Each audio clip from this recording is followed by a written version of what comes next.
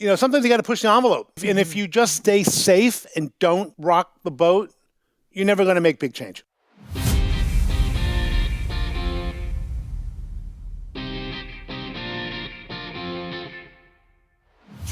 Welcome back to PedsCrit. I'm Alice Shanklin, a pediatric intensivist at Cohen Children's Medical Center in New York. And I'm Zach Hodges, a pediatric intensivist at the University of Texas Southwestern in Dallas. Today, we're excited to be chatting with Dr. Phil Spinella on all things transfusion medicine, whole blood. To get things started, Dr. Spinella, will you please tell us who you are and what you do? Sure, thanks, and good morning, and thank you for inviting me to this podcast. My name is Phil Spinella. I'm a professor in both surgery and critical care medicine at the University of Pittsburgh. I co-direct our Trauma and Transfusion Medicine Research Center and am a pediatric critical care doc by training. Yes. And then can you share something you enjoy outside of medicine? Sure, definitely. I'm an avid cook. Oh, nice. Both my father and on my mother's side were born in Italy and Sicilian specifically, and I developed the passion to cook in college, and it's definitely what I love to do when I'm not working on blood-related stuff. Excellent. Before we jump into all things whole blood transfusion medicine, any conflicts of interest to disclose? Well, I do consult for a few companies. I consult for Cirrus and Octapharma. I'm on the scientific advisory board for a company called HYMA, as well as Grifols, and I'm a co-founder of a company called Kalocyte that is developing an artificial red cell. Wow.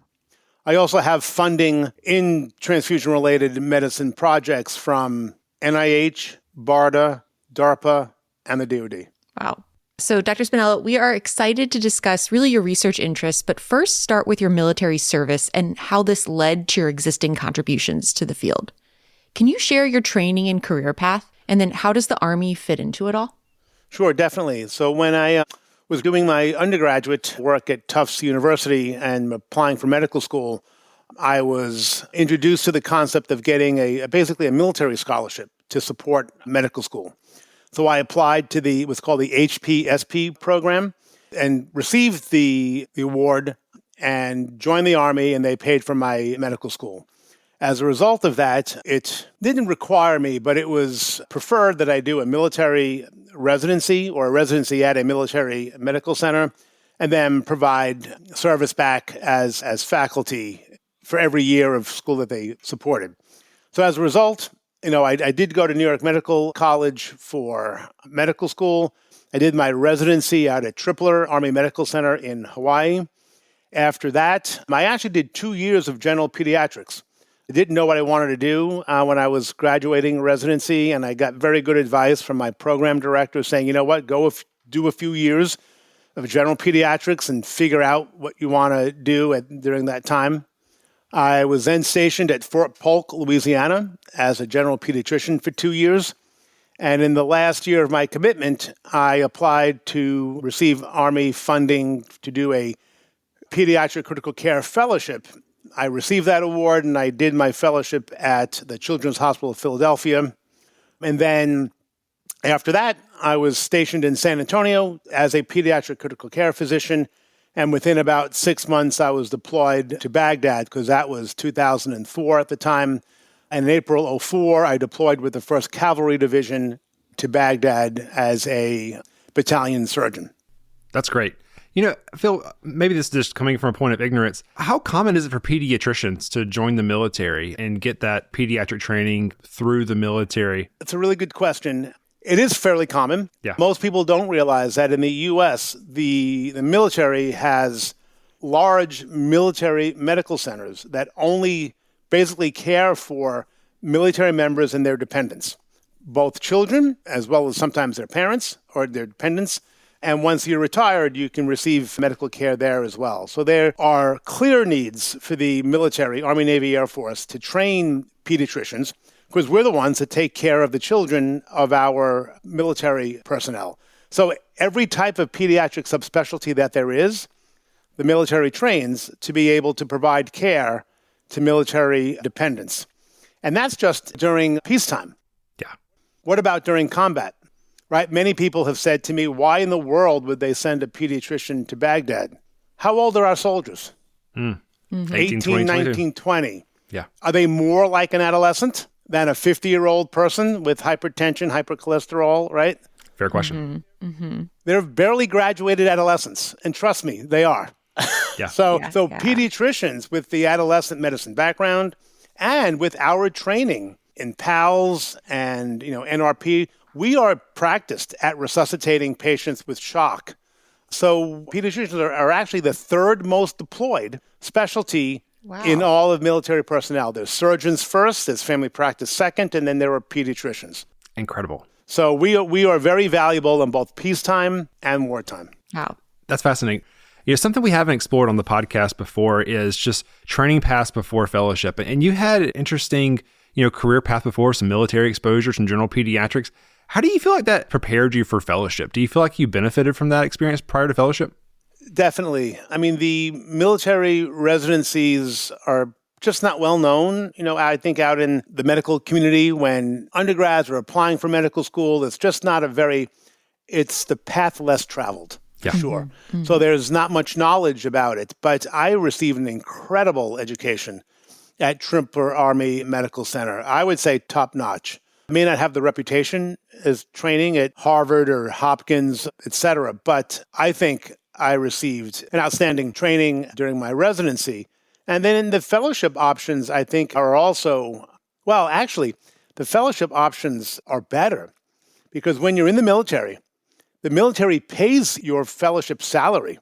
As a result, you could almost go anywhere you want within reason, right? You have to still be good enough to get accepted within a certain fellowship. But let's be fair, when you're free to a program, I got recruited to go to all these top-notch fellowship programs. So that's an advantage that people kind of don't really realize, until you're in the middle of it. And then, of course, my combat experience. I mean, I clearly wouldn't be where I am today without that experience. And it really opened up my career to a whole new pathway. And honestly, I think the military's practice of moving a practitioner around, I think has made me a better physician too. The experience of working in different healthcare systems or areas, regions, people, cultures, has really helped me grow as a physician and investigator. So I would do it over again in a heartbeat. And I would advocate for anybody who's interested in thinking about either going to USIS, which is the Uniform School for Health Sciences, which is a different program that I went through, or applying for an HPSP scholarship. I would strongly recommend it. I mean, there's always pros and cons.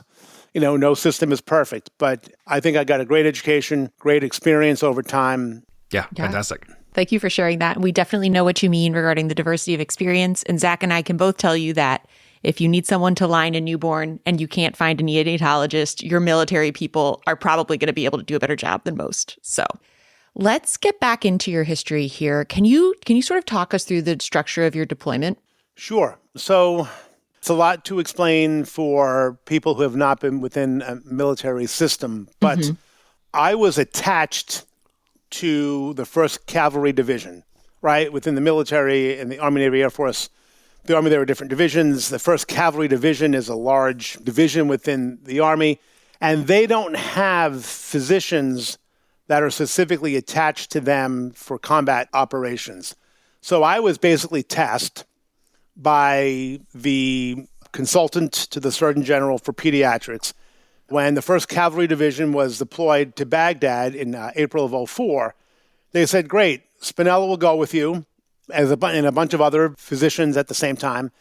And I was just basically randomly assigned to be the battalion surgeon for basically a level 2 field hospital in Baghdad. I did train with the 1st Cavalry Division for a month before going. We went in April, probably February, March.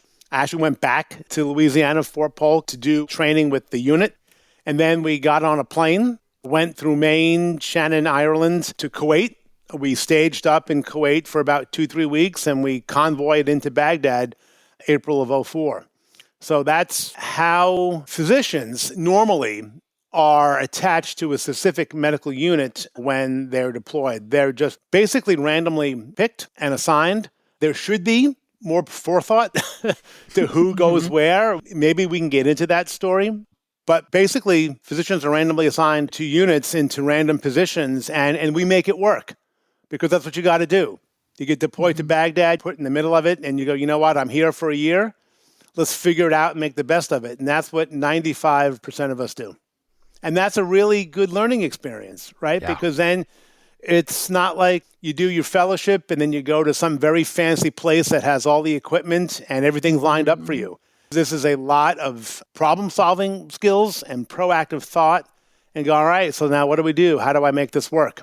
And that's what we did. That's incredible. I mean, I imagine getting experience like that early in your career, it makes tackling those next challenges, your midpoint and later in the career so much easier. When you have that context and that confidence that comes from, you didn't have everything that you needed probably, but you figure things out one day at a time, one child at a time. Building resilience, to kind of use a commonly used phrase these days. Yeah. Mm-hmm. Mm-hmm. So clearly after your military service time, you got into, and maybe even before that, got into transfusion-related research, whole blood. Will you tell us about those early clinical experiences and how you got interested in that? Sure, definitely. It's interesting. It was during my fellowship at the Children's Hospital of Philadelphia where we routinely used whole blood, type-specific whole blood, but we used it daily, specifically in the cardiac ICU. In the 70s, early 80s, the developed world moved away from using whole blood as a primary blood product to individual blood components. But the Children's Hospital of Philadelphia was one of the few places in the developed world, especially and definitely in the U.S., that continued to use whole blood. And the story behind that, interestingly, is that when Bill Norwood, right, of the Norwood procedure. Oh, you're familiar. Right, that Bill Norwood, right? I see I got a response from Alice. When he was recruited from Poland to come to Philadelphia to be their chief surgeon, Bill, Dr. Norwood, said, I will only come if you make whole blood available. Because again, in Eastern Europe, Poland, it was still the standard care, and he didn't want to stop using it. So because of his power and the need to recruit Dr. Norwood, the Red Cross made an exception. And in Philadelphia, the Philadelphia region, the Red Cross said, fine, we'll continue to make it. And they continue to make it in the 80s, 90s, up until today. So if it wasn't for Bill Norwood and his recruitment to Philly, CHOP may have never continued to use whole blood, and the practice would have pretty much died in the U.S. when it comes to civilian practice. But anyway, I am exposed to whole blood every day. By the way, CHOP also uses it for his craniofacial surgeries too. Children that had routinely had severe bleeding was where we were using whole blood. The mantra as a fellow was, if you bleed whole blood, replace with whole blood. Or the other mantra was factors and platelets, baby. because that's what's different about whole blood than red cells, right? You have coagulation factors and platelets. So that's my experience in fellowship. I go to San Antonio for a few months, and then I get deployed to Baghdad. I'm in Baghdad. While I'm running a level 2 field hospital, it's literally 1.5 miles away from the busiest level 3, which is like a medical center type capabilities, is what a level 3 military medical center is. So that's 1.5 miles away. I'm at a level 2 field hospital, but we're not seeing a lot of action, and I'm getting bored. And I'm going, well, this is, I'm not coming here for a year and just working out and watching DVDs, So I went to the CASH, Combat Army Support Hospital, the level 3, and said, hey, I'm a PICU doc. I'm itching to work. What can I do? They're like, great. Here's a cell phone. You're going to take call in the ICU twice a week, and we're going to call you whenever a kid comes in. So I started to do that, and then, started to treat many, many casualties, including children with life-threatening bleeding. And I go, where's the whole blood? And they go, are you okay? Like, what do you mean? I said, where's the whole blood? Like, these patients are bleeding to death. And all they're getting are red cells and eventually plasma. And then again, they look at me, they go, what are you talking about? I said, whole blood, the stuff with factors and platelets in it. And they're like, no one uses that. I'm like, well, at the Children's Hospital, we were using it all the time. Long story short, I pushed and got the team there to become more comfortable with using whole blood.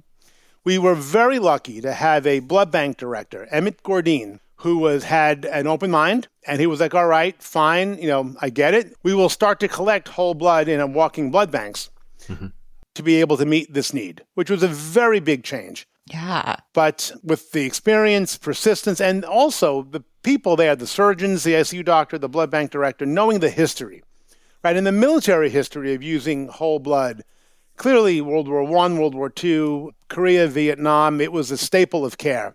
So it wasn't foreign to military leaders to use it. But it was foreign in the current context, and it took just a little push to kind of go, well, this is crazy. We got people bleeding to death. Because this April 04 was when Fallujah literally blew up, and we had a ton of casualties.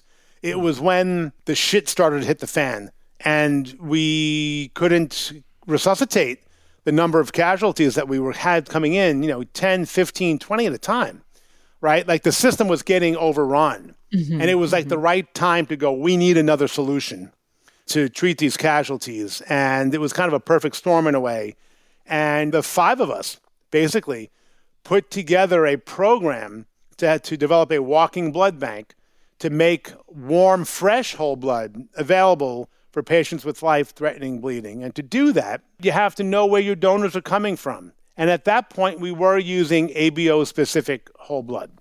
We were typing the recipient and typing the donor with rapid ABO cards. It's called an Eldon card. You can ABO type somebody in 2 minutes. Unfortunately, that card is not FDA approved. Oh, we're wondering. Yep, but takes a little when longer. You're deployed, the FDA only has jurisdiction in the U.S. The military wants to utilize FDA-approved products in theater, but we're not mandated to do so. So we made an exception then to use the Eldon card to type the recipient donor, but we needed to be able to recruit donors rapidly when we had 10, 15, 20 patients coming in.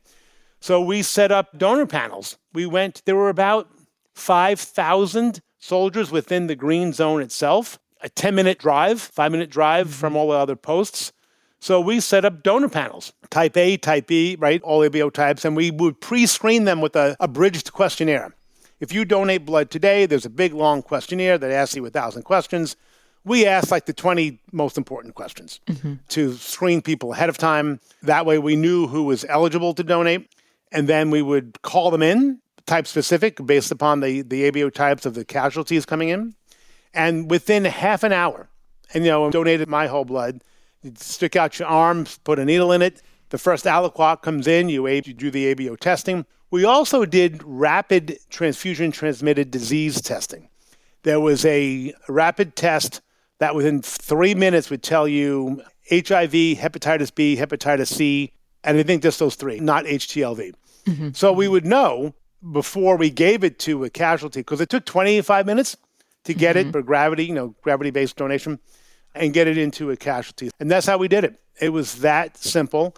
And we did it over 800 times in the year that I was there. And we've published, a lot about it. With that rapid screening for TTDs, transfusion-transmitted diseases, we did catch 3 that had, I'm blanking now. It is 20 years ago. 20 plus years ago, actually. I think 2 hepatitis C, maybe 1 hepatitis B, but it worked, is what I'm trying to say. Yeah. And there were no transfusion reactions by using this approach. So we didn't reinvent walking blood banks, right? We just took the experience from Philadelphia and said, you know what, we need to apply it here.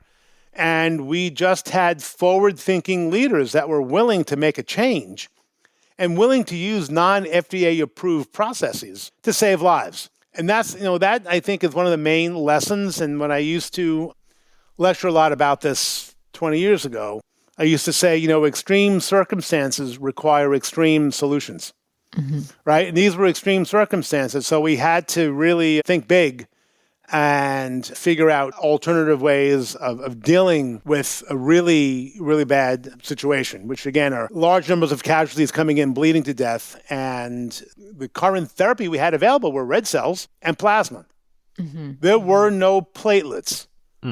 Wait, you guys didn't have platelets? Why? That's a great question, Allison. I'm glad you asked that. Platelets are stored for 5 to 7 days at room temperature, right? And normally 5 days. So the practice, of the military is to always collect blood from at home and ship it overseas during combat operations, right? There's not a Red Cross in Iraq. And our policy is we only use blood that we collect ourselves. So if it's a 5-day shelf life, and by the way, it takes 2 days normally for the Red Cross to do formal, nucleic acid testing for transfusion-transit diseases. It's a 3-day shelf life. Are you going to get platelets collected in in New York to Baghdad in 3 days? Hell no. Actually, it takes 2 weeks. Took 2 weeks back then to get any blood product into theater. Just think of the logistics, right, of collection, testing, getting it. Actually, it was to New Jersey to fly. Then it's got to fly on a transport over to Kuwait. It's got to get from Kuwait to the airport in Baghdad. It's going to be driven from Baghdad to the hospital 2 weeks. And that was when we crunched it down as fast as we could. We even, that year, there was only one medical flight per week with medical equipment. We were like, no, we need 2. Mm-hmm. Changing that in the military in the middle of a war is a huge undertaking, right? But we did to try to get blood products, red cells, and eventually whole blood and platelets faster to theater. So I'm just trying to say it's not as easy as going, oh, just use platelets, because why not? I mean, I order them in my fancy ICU in Long Island every day. And they just show up, right? To get, so there were no platelets in Baghdad because of the logistic, impossibility of getting them there. So when you use a walking blood bank, bingo, now you have a warm whole blood unit that has platelets in it that were circulating in my body a half hour later. Mm-hmm. They're ready to go and they're ready to work. And I think that many of us think that's part of the main benefit of using whole blood, whether they're stored at room temperature, whether they're warm from a walking blood bank, or even when they're stored cold. Oh, wow. So you sort of tipped the scales with the Philadelphia experience. You changed this protocol. You do it 800 times. What were you looking at the following year in terms of outcomes? How had the patient outcomes changed? So I got there in April, and this was clearly a team effort. There were 4 or 5 other guys. I want to name them. Tom Repine, Jeremy Perkins, 2 hematologists, interestingly, right? Jim Sebesta and Alec Beakley, 2 surgeons, Kurt Grathwall, an anesthesiologist, Lauren Blackburn, another trauma surgeon. We were the group that kind of said, you know what, this is bullshit. I'm sick of pronouncing soldiers dead, children dead. We need to make a change. And it was the group of us that kind of put this whole program together. So come October, things were really heating up in Fallujah at that time. And we were told to kind of get ready for a large amount of casualties coming in. So in Baghdad, we were lucky enough to be able to use Saddam Hussein's personal hospital. Normally when you deploy, right, you bring your deployable tent system, and you're literally in a fancy tent. When we were in the middle of Baghdad, we said, well, we're getting bombed a lot. There's a lot of mortars coming over the Tigris River. This tent thing is not the best idea. Oh, look, there's a huge hospital in the center of Baghdad. It's called Ibn Sina Hospital, after the famous philosopher. And we just took that over because it was clearly empty after we invaded, right? And we used Saddam's hospital as our level 3 as a cache. On the second floor, there was a library that Saddam had up there. So we went up to the library in October to kind of had a brainstorming session about, what are we going to do to deal with all the casualties coming in? And that's when we wrote the protocol, right, to start using whole blood routinely as soon as we can. But until the 20, 30 minutes it took to get whole blood, we said, well, we want to emulate whole blood, so let's use plasma and red cells in a 1-to-1 ratio first, okay, until we get the whole blood, and then we'll use whole blood. So that's when we wrote that protocol. But in that meeting, we said, this anecdotal experience, I call it the other EBM, experiential-based medicine, okay, not to be discounted. We said, we're doing something special here. Because we clearly noticed when we started to use whole blood, the coagulopathy and the shock just literally melted away. Compared to using mainly red cells that were almost always 42 days old, using plasma a little bit later in the resuscitation than we normally would. Right, and then boom, all of a sudden, warm, fresh whole blood in the casualty. I was like, wow, this is amazing. So at that meeting, we said, we got to start recording this. Up until that point, April to October, we were just working 24 hours a day, 7 days a week, and just banging it out. We said, we got to write this shit down. So Jeremy Perkins, one of the hematologists, said, Jeremy, you're a great guy. You're a really good doctor, but stop working. And we're going to have you go through 3,000 charts. Wow. Literally, it was ultimately 3,000. And we asked Jeremy to pull data out of all the charts. Now, Jim Sebesta, Al Beakley helped a little bit too, but we said to Jeremy, stop working. we will take your call and go pull this data. And from the 31st cache data set, it was called the 31st cache, the hospital at the time.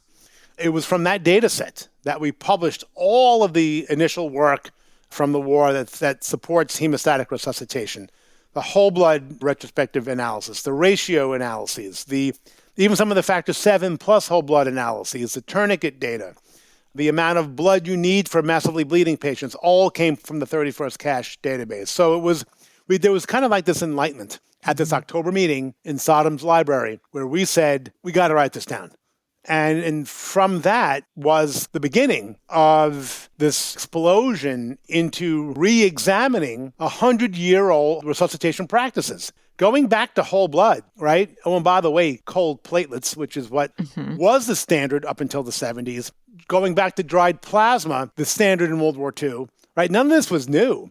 We were just retreading, we were repurposing old concepts with safer blood products because of the safer ways that we could screen for blood products these days. So that's where the impetus came from to study what we were doing there that year. And, it's been phenomenal to kind of see where it has all gone around the world. Yeah. I want to ask a follow-up question about enacting change and maintaining a new process in a complex system. So, you're in Baghdad. People are getting injured from explosions and et cetera. You have limited resources. There's a system that has a way of doing things. You're the new guy that shows up.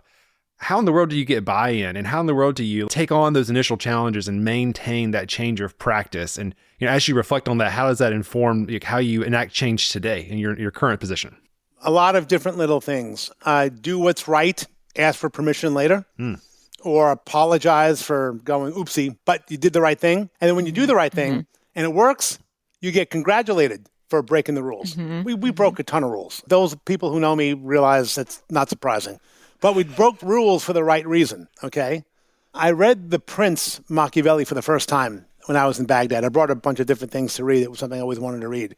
And it's interesting, Machiavelli said, the end justifies the means if the end is true and just. People don't quote the second part of that. People always criticize, right? The end doesn't justify the means.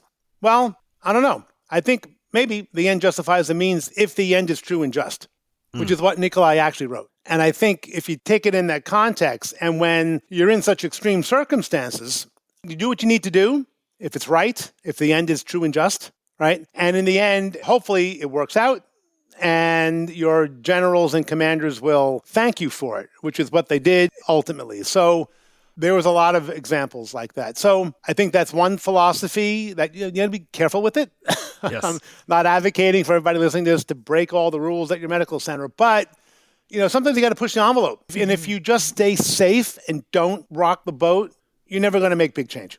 Yeah. You got to push the envelope and maybe be careful about it. Again, we had the protection of being deployed. FDA doesn't apply. There were people dying at 50, 60% mortality rates, right?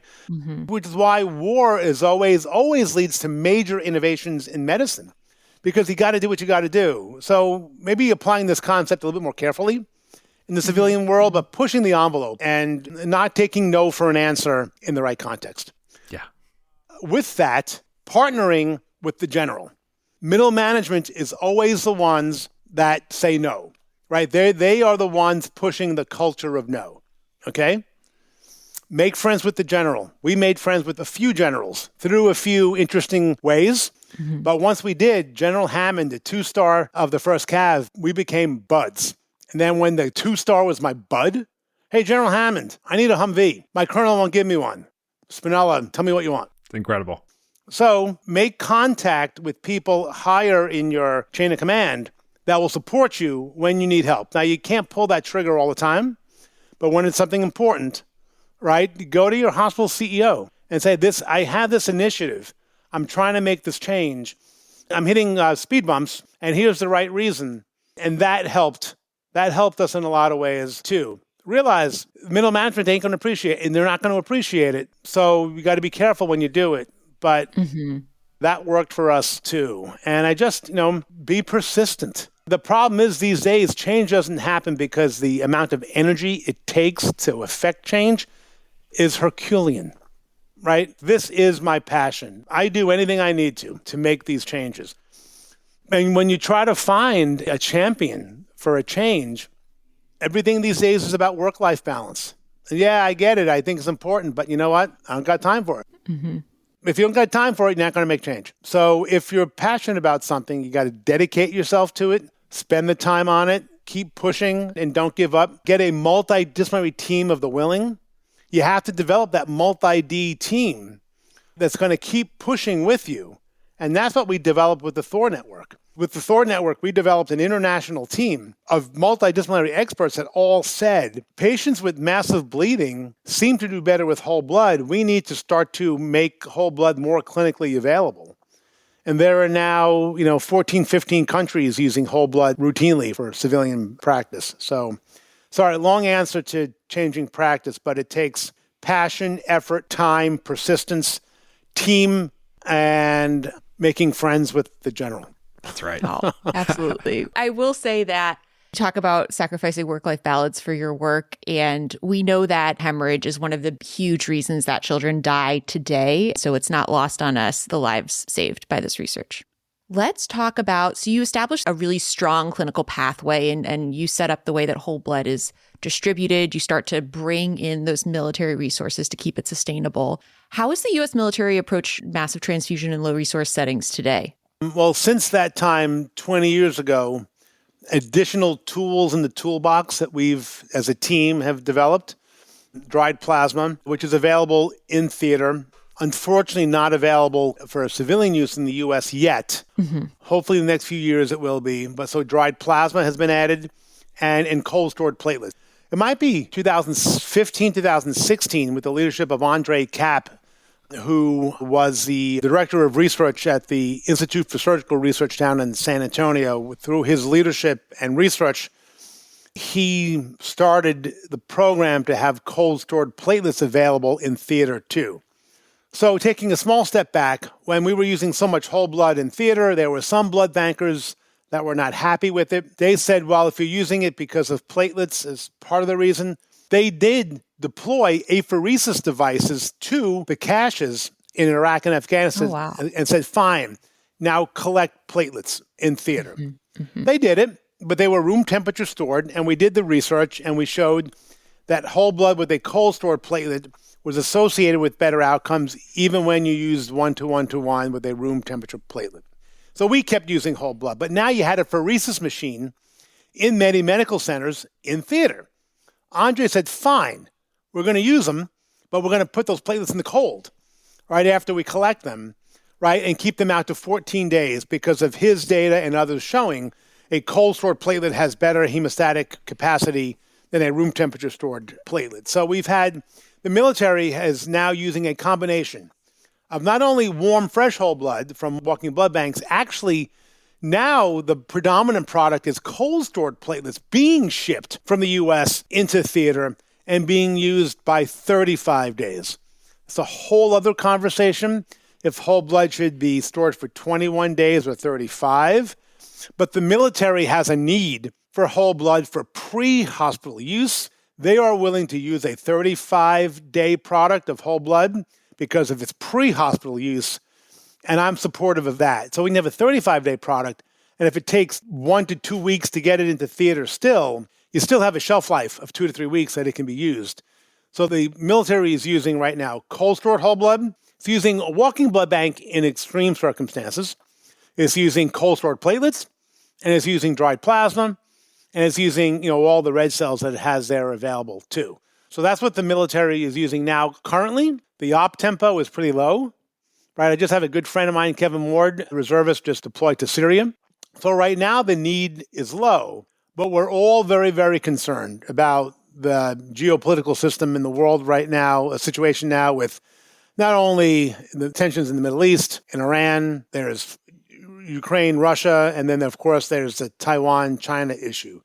So we are all gearing up to how to respond to any large-scale combat operation in any of those three theaters or combined, which is the biggest worry. And the military plan is to use those products in addition to others that are being developed. The biosynthetic products, there are companies, and I consult for one of them on their advisory board, Hama, making a biosynthetic platelet product It's a nanoparticle lipid shell that has receptors for von Willebrand's, fibrinogen, and factor VIII on the shell. They can also add other constituents as well, tranexamic acid, for example. The bioengineering capabilities are fascinating when you think about what can be made, and they're in preclinical phase of development of that product.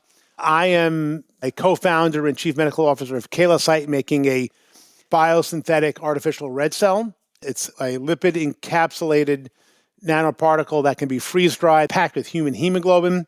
It has a 2,3-DPG-like enzyme system in it that allows for appropriate onloading and offloading of oxygen, so it works like a red cell does.